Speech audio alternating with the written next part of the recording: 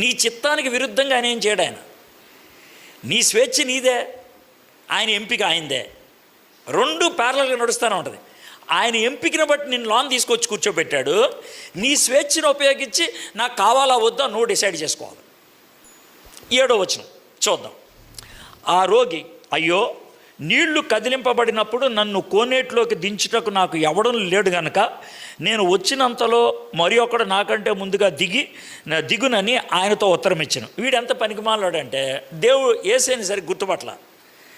ఇప్పుడు యేసేని సరి గుర్తుపట్టకుండా, అయ్యా నువ్వు బాగా మంచోళ్ళలాగా ఉన్నావు కానీ ఈసారి కదిపినప్పుడు కొంచెం తొయ్యే అని అడిగాడు. మీరు నవ్వద్దు, మీలో చాలామంది అలాంటి ప్రార్థనలు చేస్తారు. మీకు 1-2 ప్రార్థనలు చెప్తాను. మనం చేసే ప్రార్థన ఏంటో. ఎలా అంటే, ఒక ప్రార్థన, మన ఆఫీస్లో పనిచేస్తూ ఉంటాం, మన నెత్తి మీద ఉన్నవాడు మనల్ని విసికించే బ్యాచ్ అనుకుందాం. మనం ఏం ప్రార్థన చేస్తాం చూద్దాం. ప్రభా నువ్వు ఏమనుకోనకుండా ఈయన మార్చే ప్రభా, ఏమవుద్ది, ఆయన మారిస్తే తర్వాత వచ్చిన నేను మేనేజ్ చేసుకుంటా. అంటే నీ పని ఈయన మారిస్తే చాలు, మిగిలిన నేను చూసుకుంటా. ప్రభా మా అక్క వచ్చేటట్లు చేయ ప్రభా, వచ్చిందంటే ఆవిడ చూసుకుంటుంది. నీ పని అంతా ఏంటంటే మా అక్క వచ్చేట్లు చేయడం అంతే. అంటే యేసు ప్రభుని పనుని చేస్తాం మనం, ఓ చిన్న సహాయకుడిలాగా చేస్తాం. కొంచెం ఈ సాయం చేసి పెట్టవా. మనం కొన్నిసార్లు ప్రార్థనలో చాలా చాలా అమాయకంగా ఈ పదం కూడా ఉపయోగించేస్తాం. కొంచెం ఈ సాయం చేసి పెట్టు ప్రభా, కొంచెం ఈ సాయం చేసి పెట్టు. అది చాలా దరిద్రమైన ప్రార్థన, అది చాలా దరిద్రమైన ప్రార్థన. అది విషయం. ఎవడైనా నీకు బిర్యానీ ఇవ్వడానికి వచ్చాడు అనుకో, అమ్మా నీకోసం బిర్యానీ సిద్ధం పచ్చి, ఆ బిర్యానీ వద్దులే కానీ కొంచెం ఆవకాయ బద్దుంటే ఏంటి, ఎలా ఉంటుంది?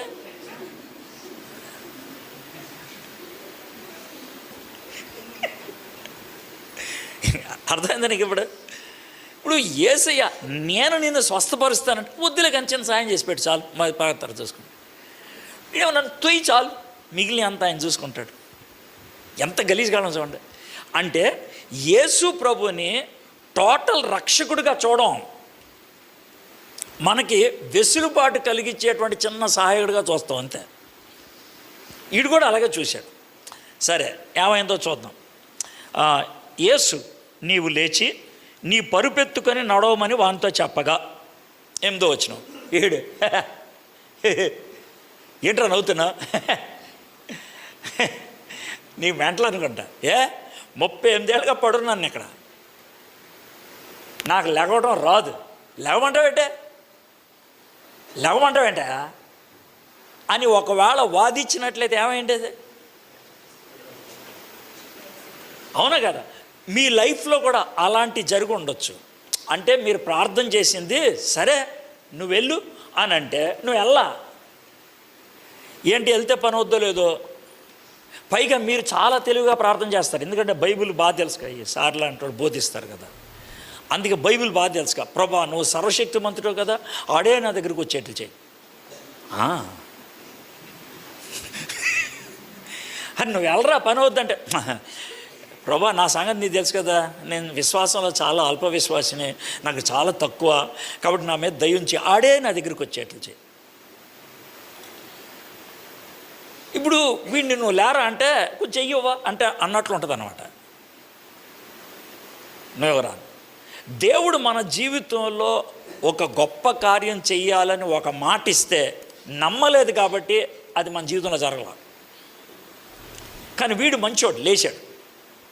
ఆ తర్వాత ఏం జరిగింది చూడండి. వెంటనే వాడు స్వస్థత నుండి తన పరుపెత్తుకొని నడిచాడు, వెళ్ళిపోయాడు.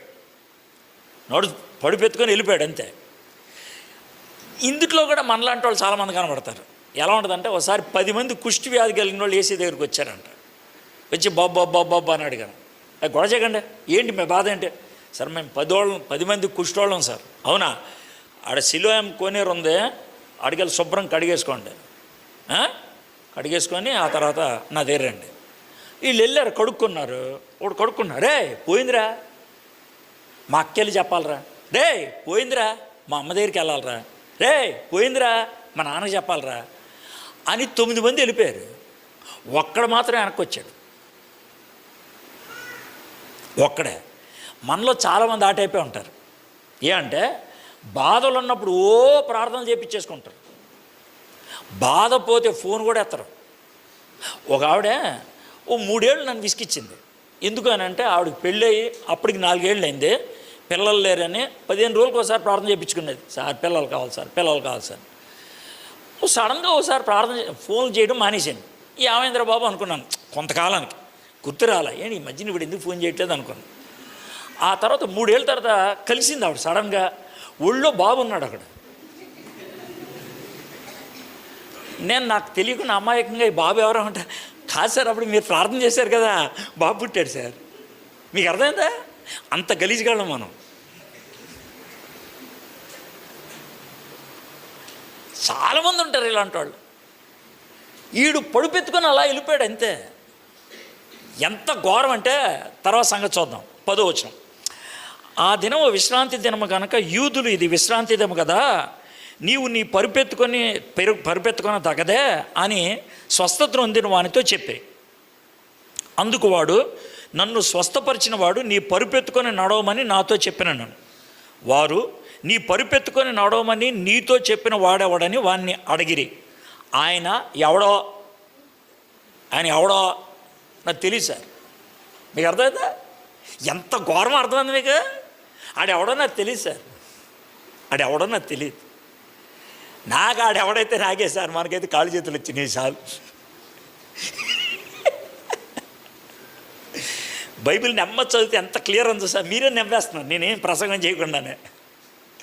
వాడెవడో మాకు తెలియదు, మనకు అనవసరం, అది పని అయిపోయింది. ఆడెవడైతే నాకే.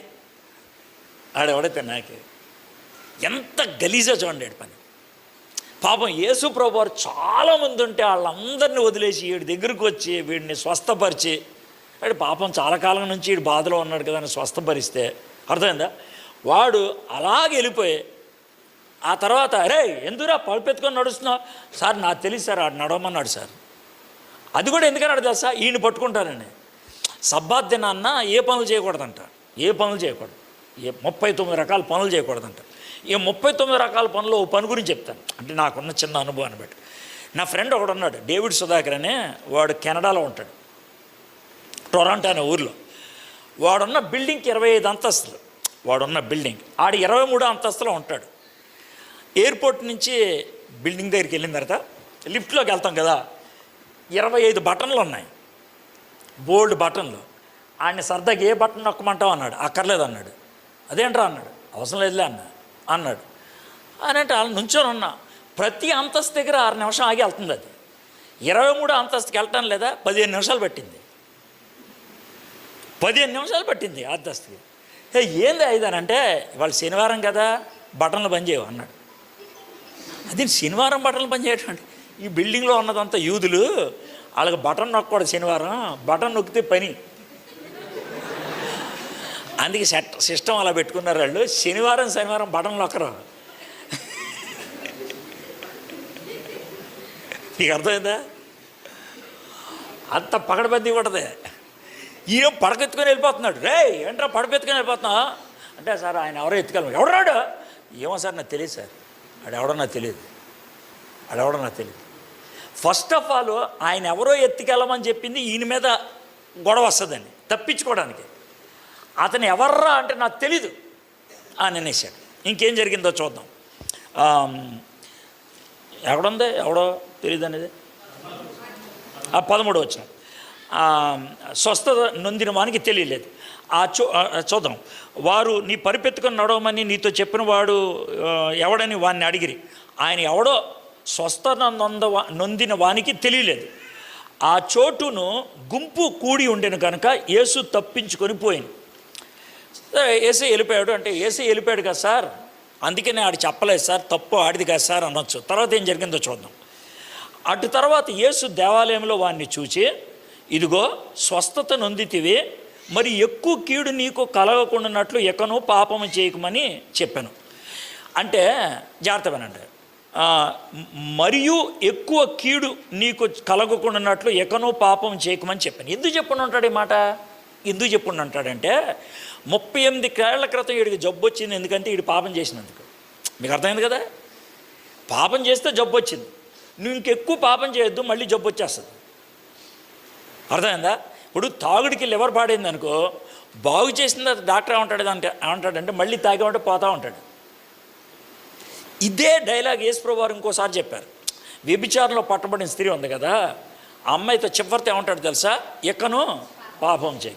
మీకు అర్థమైందా? ఇతనికి ఆ డైలాగ్ వేశాడు. ఎందుకంటే వీడు పాపం చేస్తే ఆ జబ్బు వచ్చింది కాబట్టి ఇంకెప్పుడు పాపం చేయొద్దు, జాగ్రత్తగా వెళ్ళిపోరా అన్నాడు. యేసుప్రభు ఎవరో చెప్పాడు కదా, ఇప్పుడు నేను స్వస్థపరిచింది, నా పేరు యేసు, ఇవన్నీ చెప్పాడు కదా. వీడేం చేశాడు చూద్దాం. మరి ఎక్కువ కీడు నీకు కలగకున్నట్లు ఎక్కనో పాపం చేయకమని చెప్పగా వాడు వెళ్ళి, చూడండి, వాడు వెళ్ళి ఎక్కడికి వెళ్ళాడు? వాడు వెళ్ళి స్వస్థపరిచిన వాడు యేసు అని యూదులకు తెలియచెప్పాను. సార్ ఏంట్రా, ఆ రోజు నన్ను అడిగారు కదా సార్, పరుపెత్తుకొని వెళ్ళమని చెప్పింది ఎవడరా అని అడిగారు కదా సార్. ఆడ ఆధార్ కార్డు దొరికింది సార్, నాకు వాడు ఫోటో కూడా దొరికింది సార్, వాడు అడ్రస్ దొరికింది సార్, ఇదే సార్ అని ఇవన్నీ ఎవరికి ఇచ్చేసాడు? నాకు సంబంధం లేదు సార్, మీరు చూసుకోండి, నాకైతే కాళ్ళు వచ్చేసినా నేను వెళ్ళిపోతాను. అర్థమైందా? వీడు ఎంత దుర్మార్గుడు ఆలోచిస్తాడు. ఆ తర్వాత ఏం జరిగిందో చూస్తే మీకు అర్థమైపోద్ది. 6వ వచనం, ఆ కార్యములను విశ్రాంతి దినమున చేసినందున యూదులు యేసును హింసించిరి. మీకు అర్థమైందా? ఇప్పుడు యేసు ప్రభువారు పాపం ఇతన్ని స్వస్థపరిస్తే యేసు ప్రభువారికి వచ్చింది ఏంటి? హింస. చంపేద్దాం అనుకునే స్థాయికి వెళ్ళిపోయారు యూదులు. మనము ఈ 38 ఏళ్ల అస్వస్థత కలిగిన వాడికి మనకి దగ్గర సంబంధాలు ఏమైనా ఉన్నాయా? దగ్గర గుణగణాలు ఏమైనా ఉన్నాయా? మిమ్మల్ని దేవుడు చర్చిలో తీసుకొచ్చి మీకు ఈ వాక్యం వినిపిస్తున్నాడు అని అంటే మీలో ఉన్నటువంటి అవసరతను తీర్చాలని దేవుడు తీసుకొచ్చి కూర్చోబెట్టాడు. బాబు నువ్వు స్వస్థపర కూర్చున్నావు అని నీకు స్వేచ్ఛను కూడా ఇచ్చాడు. నీ జీవితంలో కార్యం చేశాడు.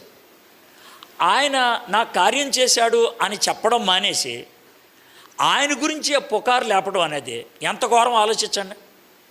అయితే ఇది మనకు బాగా అర్థం అవ్వాలంటే 2 పేజీలు పక్క చెప్పండి, 9వ అధ్యాయంలోకి రండి.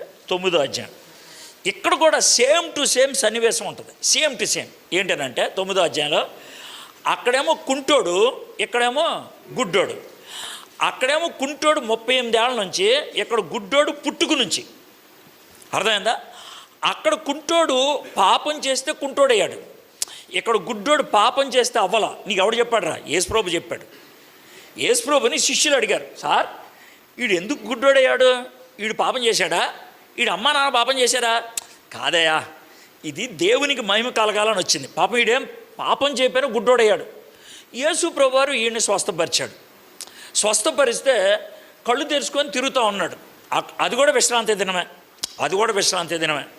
విశ్రాంతి దినం అయితే అతన్ని అడిగారు, రే ఎలా వచ్చినాడు నీకు కళ్ళు అని అంటే, సార్ యేసు అని ఒక ఆయన ఉన్నాడు సార్, ఆయన ఏం చేశాడు? నేను గుడ్డోను కదా సార్, నాకు తెలియదు సార్, ఆయన ఎలా ఉంటాడు నాకు తెలియదు. నేను గుడ్డోను కదా, నాకు తెలియదు. నేను కళ్ళు మూసుకొని ఉంటాను కదా. ఆయన తూ అని ఊశాడు సార్, నాకు వినబడింది. ఆ తర్వాత ఎవరో చెప్పారు ఆయన నేల మీద ఊశారని. ఆ తర్వాత ఆయనేమో నా కళ్ళకి ఏదో బంకలాగా రాశాడు. ఆ తర్వాత వాళ్ళు చెప్పారు నేల మీద ఊసి ఆ మట్టిని కొంచెం బంకలా చేసి కళ్ళకి రాశాడని. ఆ తర్వాత ఏం చెప్పారు? సార్ అక్కడ కోనేటిలోకి వెళ్ళి కలుక్కోమన్నాడు సార్. వెళ్ళావా? మరి వెళ్ళాలిగా సార్, కడుక్కుంటే కళ్ళు వచ్చాయి. సార్ అది విశ్రాంతి దినం కదా, ఎవడు రాడు అని అంటే, సార్ విశ్రాంతి దినం అయితే నాకేం సార్, ఆయన చేయమన్నాడు చేశాను. ఆడెవడో అని అంటే, సార్ నా ఉద్దేశ ప్రకారం ప్రవక్త అయిన ఉంటాడు సార్. నీకు ఎవడు చెప్పాడు రా? అట్లాగా సార్, నాకు తెలిసినంత మాత్రం పుట్టుగుడ్డోడిని ఎవడో స్వస్థపరచలేదు కదా ఇప్పటిదాకా. ఈయన స్వస్థపరిచాడంటే దేవుడి దగ్గర నుంచి వచ్చినోడు అయిన ఉంటాడు కదా, వీడు స్వస్థపరిచాడంటే వీడు మహానుభావుడు అయిన ఉంటాడు కదా. కాదురా, వీడు ధర్మశాస్త్రానికి విరుద్ధంగా మాట్లాడుతున్నాడు అని మళ్ళీ అడిగారు. అరే ఎవడరా అంటే, ఏం సార్ ఇన్నిసార్లు అడుగుతున్నారు, మీరు కూడా ఆయన్ని వెంబడిద్దాం అనుకుంటున్నారా? నిజంగా ఎవరమే వెంబడుతున్నాను. అయితే ఓసారి డైలాగ్ వేస్తాడు, భలే వంట చూడండి. 11వ వచనం చూడండి, 9వ అధ్యాయం 11వ వచనం. వాడు యేసు అనే ఒక మనుషుడు బురద చేసి నా కన్నుల మీద పూసి, నువ్వు సిలోయము కోనేటిలోకి వెళ్ళి కడుక్కొనమని నాతో చెప్పాను. నేను వెళ్ళి కడుక్కొని చూపు పొంది తిని అంటే పేరున్నాడు. పాపం గుడ్డోడు కదా, ఆయన చూడలేడు. అంటే ఇది చాలా జన్యం, కళ్ళు లేవు ఆయనకి, పేరున్నాడు. స్వస్థత పొంది వెనక్కి వచ్చేప్పటికి ఏసే లేడు, ఇక్కడ కూడా ఎవడు కూడా లేడు ఏసే. కాకపోతే ఒకటి చెప్పాడు, సార్ ఏసు అని ఆయన చేశాడు. తర్వాత చూడండి 12వ వచనం, వారు ఆయన ఎక్కడున్నాడని అడగగా వాడు నేను ఎరగను, నేను గుడ్డోడిని ఆయన ఎవరో నాకు తెలీదు, మీకు కూడా తెలీదా? మీకు కళ్ళు ఉన్నాయిగా. ఆ షటారే కానీ గొప్పగా దింపేశాడు. ఇప్పుడు నా కళ్ళు ఎవరు ఆయన నాకు తెలియదు, మీకు కళ్ళు ఉన్నాయి, మీకు కూడా తెలీదా? పిచ్చ కోపం వచ్చేసింది. ఆడు దొంగోడు ఎందుకు అవుతాడు సార్? పుట్టుగుడ్డోడిని స్వస్థపరిచాడంటే దొంగడు ఎందుకు అవుతాడు? ఇలాగ వాదించుకుంటూ వెళ్ళాడు. అయితే ఇతని దగ్గరకు కూడా యేసుప్రభు వచ్చాడు. తర్వాత వచ్చి నేనే చేసిందే, నువ్వు ధైర్యంగా ఉండని. అయితే జాగ్రత్త అనండి. ఇప్పుడు ప్రాముఖ్యమైన ప్రశ్న నేను అడిగి దాంతో నేను ముగిచ్చేస్తాను. ఎవరిని అడుగుతాను తెలుసా ప్రశ్న? ఏసయ్యా ఏం బాబు, మరి మీరు బెతస్దా కోనేరు దగ్గరికి వెళ్ళారు. అవును. అక్కడ చాలామంది జబ్బున్న వాళ్ళు ఉన్నారు. అవును. మీరు ఒక్కడనే స్వస్థపరిచారు. అవును. మీరు అక్కడే కుర్చీ చేసుకొని కూర్చోవచ్చు కదా. అంటే మీరు కుర్చీ చేసుకొని కూర్చుంటే అందరు మీ దగ్గరకు వస్తారు, అందరినీ స్వస్థపరచవచ్చు, చాలామంది మిమ్మల్ని వెంబడిస్తారు కదా. కుదరదు. అదేంటి ప్రభా, అన్ని పనులు నేను చేసుకుంటే కనుక మరి మీరెందుకు ఉన్నది అంటే మీ ఉద్దేశం ఏంటి ప్రభా? ఏం లేదు, నేను ఈ 38 ఏళ్ళని వాడిని ఏర్పరచుకున్నా.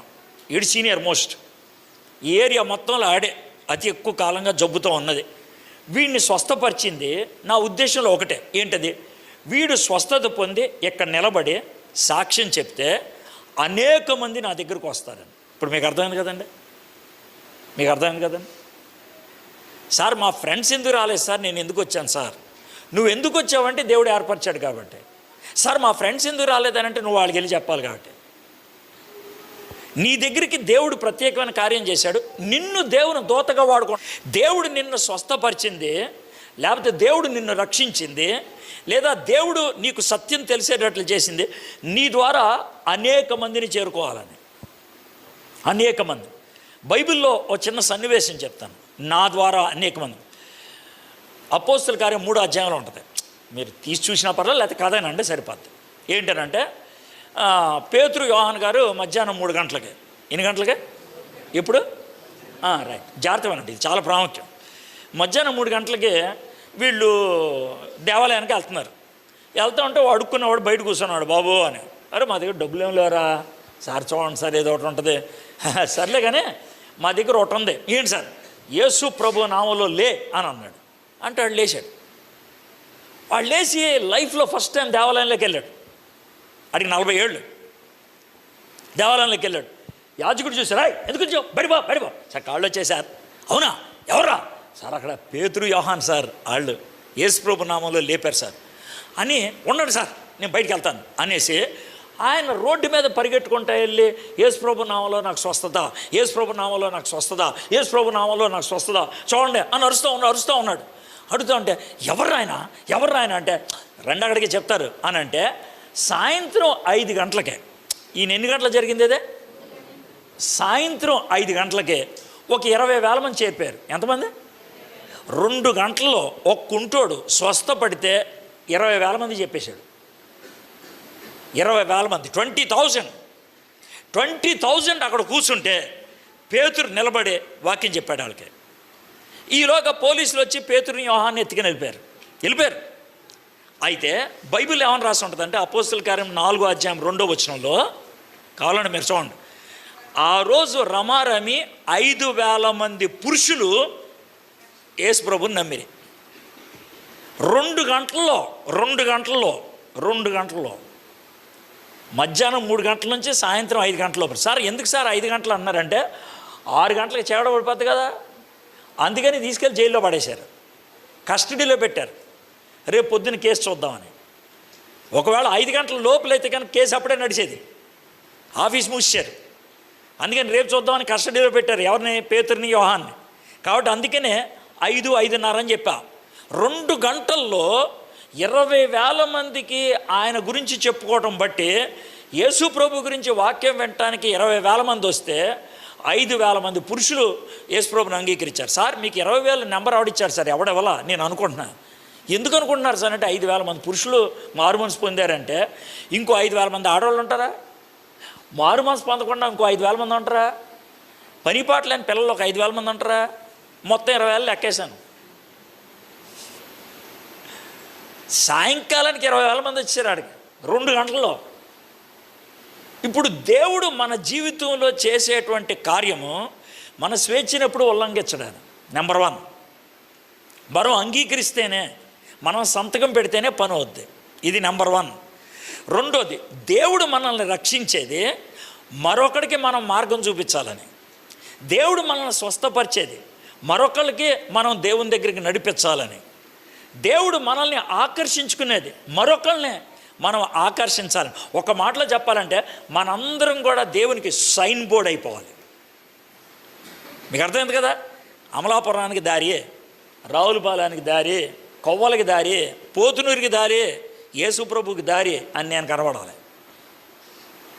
దేవుడు మనల్ని సైన్ బోర్డ్ చేయాలని ఇష్టపడుతున్నాడు. ఇప్పుడు నేను అడగాల్సినటువంటి సింపుల్ ప్రశ్న, 5వ అధ్యాయంలో ఒకడున్నాడు, 9వ అధ్యాయంలో ఒకడున్నాడు. మీరందరూ చర్చిలోకి వచ్చి కూర్చున్నారు కాబట్టి 5 కానీ 9 కానీ అయి ఉండాలి. మీరు ఇంతకీ మీరు 5ఆ 9ఆ? ఇది పరిస్థితి. 5వ అధ్యాయం అయితే ఎవరికేమైతే నాకేమన్నా లాభమైందా లేదా అని చూసుకొని వెళ్ళిపోయే బ్యాచ.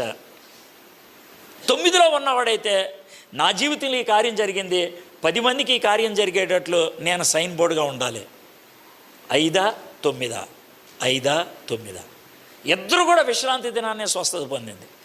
5వ అధ్యాయంలో అతన్ని స్వస్థత పొందటం బట్టి యేసు ప్రభుకి హింస మిగిలింది.